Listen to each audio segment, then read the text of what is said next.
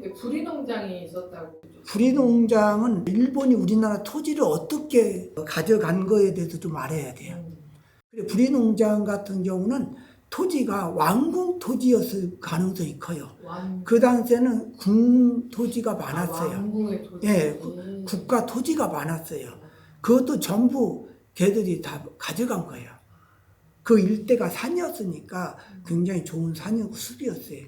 그 토지 일대를 전부 흡수해가지고 부리농장 4, 5만 평을 만든 거예요. 일본이 우리나라에 흡수하려고 전초전을 밟은 거는 강원도 삼척인가 그 부분에다가 부리흥업주시사를 설립을 했어요.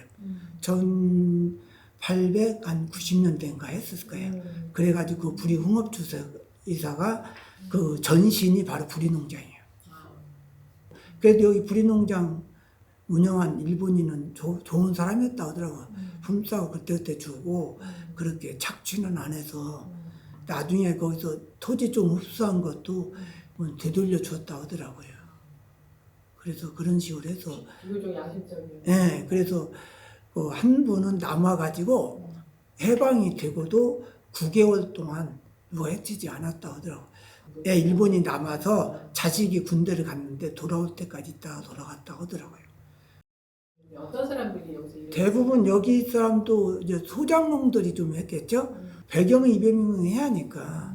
왜냐면은 돼지가 2, 300도, 소가 100도, 닭이 2, 30마리, 또 병아리 농장도 했고, 또 날개반 농장도 여러 가지 포도 농장도 했기 때문에 많은 사람이 필요했는데 그 사람들이 여기 은평 사람들만 한 게 아니라 저기 홍제동에 거기에 전막촌이 막 컸어요. 굉장히 컸어요. 3m래.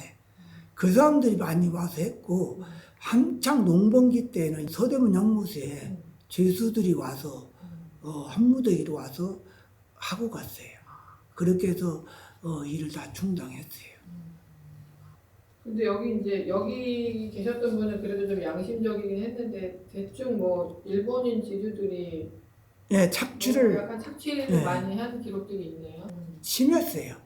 그러니까 50% 가져가고 농지세, 물세, 지주세, 토지세 모든 걸 받아가니까 남는 게 10%도 안 남겠죠. 그래도 그 사람들이 벽집만 남았어요. 빚만 남았죠.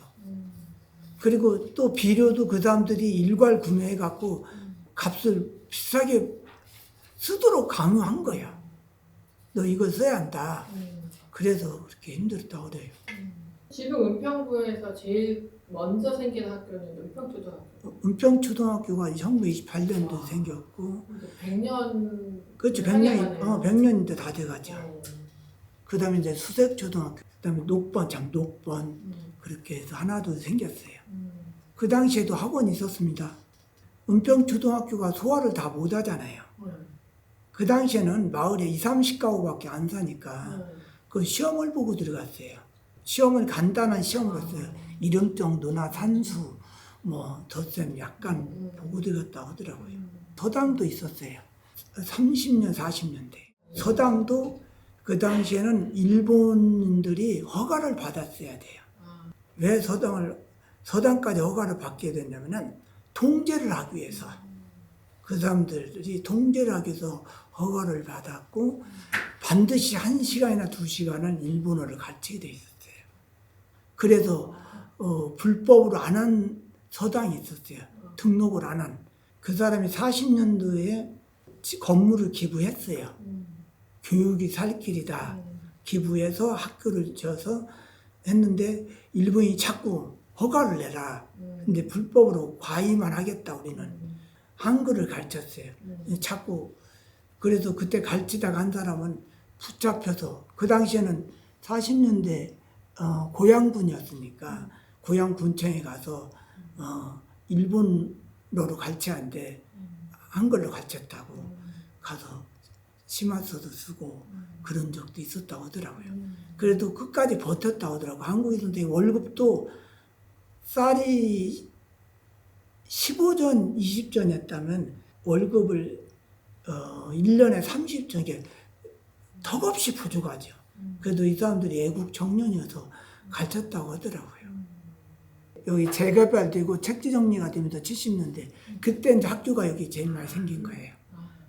그 당시에 초등학교만 있었는데 이제 중학교는 나중에 생겼어요.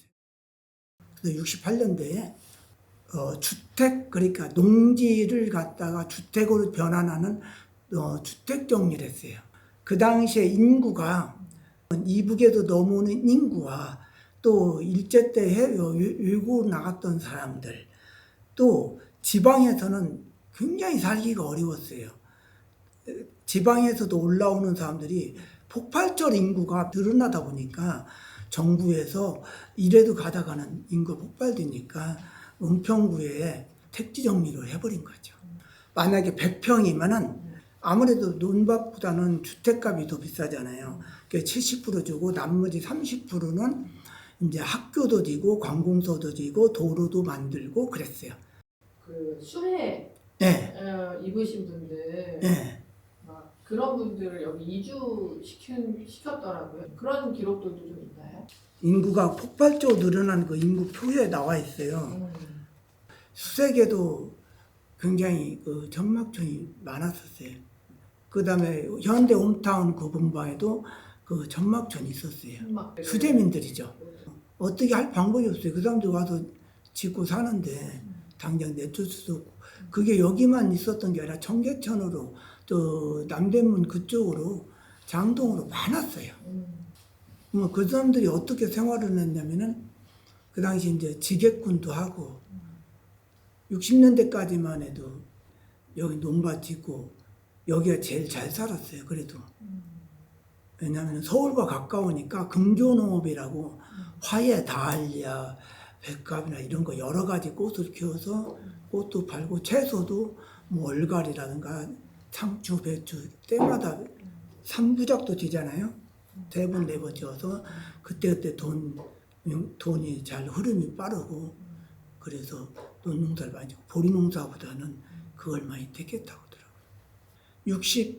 60년 초까지는 농사를 졌다가 이제 택지 정리를 하면서 이 사람이 이제 이분들이 어떻게 생활 환경이 바뀌었냐면 극장이 생기고 예식장도 생기고 또 여기 상가가 생기면서 이제 음식점도 생기고 그 당시에 철문점 이런 게 이제 많이 들어서면서 사람들이 이제 거기에 적응해 나가는 거죠. 주로 옷가게도 하고 또 미용실, 그 당시에 미용실이 여기에 많이 들어와 있고 가게들, 채소 가게. 지금 NC백화점 그 부분은 이제 저기 도매상, 과일 도매상 이런 부분이 거기에 있었어요. 여기에 있는 사람들이 이제 도의제 나가서 공무원, 관공서 일하는 사람들이 생기게 됐죠. 그 은평의 교통에 대해서도 좀 정리해 놓으셨는데 사실상 여기가 교통으로서는 굉장히 중요한 도로가 하나 있어요. 통일로 가요. 신의주나 중국에서 사시려면은 꼭 박석고개를 거쳐서 왔다고 그래요. 구파발이 뭐냐면은 과거에는 거기가 그러니까 말들이 쉬어가고 또 사신들이 거기서 쉬는 곳이었어요. 그것도 구파발이고 역촌 여기는 이 사신들이 쉬는 여관들이 있었어요. 그래서 그 길이 굉장히 중요한 도로고 오늘날도 중요하고 앞으로 이제 머지않아 중요한 도로가 될 거예요. 60년대까지만 해도 포장이 안 돼서 먼지가 뻘뻘 나니까 거기에 시외버스 터미널이 하나 있을 거예요. 불광동 서부 시외버스 터미널이 그거 하나 있었는데 거기로 올라오려면은 먼지가 심하게 난 데다가 그 당시에 차가 엔진이 그렇게 좋진 않았어요. 시꺼먼 먼지 뿜으니까 올라올 때 바둥바둥 하고 올라오면은 그 주변 사람들이 자꾸 신고를 했어요. 우리나라 매연 조사하면 거기부터 조사를 했어요. 제일 심했다고 그래요. 차도 그 터미널이 굉장히 협소했어요. 근데 거기에 불광동 시외버스 터미널이라고 그러는데 사실상 그 땅은 대조동이에요. 근데 대조동은 모르고 사람들이 다 불광동은 워낙 오래 유명하고 그래서 불광동 시외버스 터미널이었다고 해요. 또 하나 교통으로는 이제 수색역이죠. 수색역은 이제 20년대 그 일본이 신의주에서 부산까지 절도를 놓기 시작을 했어요. 그 사람들 목적은 전쟁 문자나 우리나라에서 나오는 쌀, 그 압록강에서 그쪽에 배우는 나무 이런 거 실어가기 위해서 그걸 놓은 거예요, 철도를. 그리고 일반인들은 이제 가끔 여객열차 치러 날리기도 했어요. 수색역이 최초로 생겼고, 운수로는 70년대 여기 선진운수나 이제 이렇게 나중에 생겼어요. 그 택시 운송도 그때 생겼어요. 세대, 2대 가지고 시작했다고 하더라고요. 여기에 보면은 기차는 수색역 교위선이요. 1963년 개통했어요. 능이선이라고 해서 능곡 의정부까지 왔다 가고 서울 교위선으로 불렀는데 수색역에서 이제 시작을 했어요. 1930년대부터 원래는 가자역에서 시작을 했어요. 여기 사람들은 그걸 타고 이제 서울역 가서 인천까지 가서 젓갈 이런 거 사오고. 이번 이 작업을 하시게 된 계기는 어떤 게 있을까요?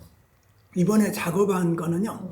은평에 1900년부터 2000년까지 살았던 사람들의 생활상과 그다음에 사위, 그다음에 풍습이나 모든 기록을 남기고 싶어서 그동안에 해왔던 거는 우리나라의 그 은평의 옛날 고전 답사였다면 이번에는 우리 은평 사람들의 생활상을 좀 더 자세히 기록해서 후세에 남기려고 제가 조사했던 것 같아요. 조사는 어떤 방식으로 하셨어요? 그 1900년도라고 하니까 그 당시에 고양군에 속해서 고양군은 이제 덕양도서관이나 몇 군데 도서관에 가서 조사를 했고 49년도에서 79년까지는 이제 서대문구에 속해서 이진희 도서관이나 서대문 도서관에 가서 조사를 했는데 자료가 그렇게 많지 않더라고요. 그래서 이제 제가 인터넷도 조사하고 그 이후에는 이제 은평구지라든가 이런 거 좀 조사해서 활용했고 나머지는 좀 더 구체적으로는 저기 정독도서관에 가면은 역사 자료가 꽤 많더라고요. 그래서 거기에서 하나하나 다 뒤져서 아마 제가 굉장히 많이 빌려서 봤어요. 거기서 토일이면은 새벽에 가고 밤늦게까지 조사하고 평일날도 좀 가서 했었어요.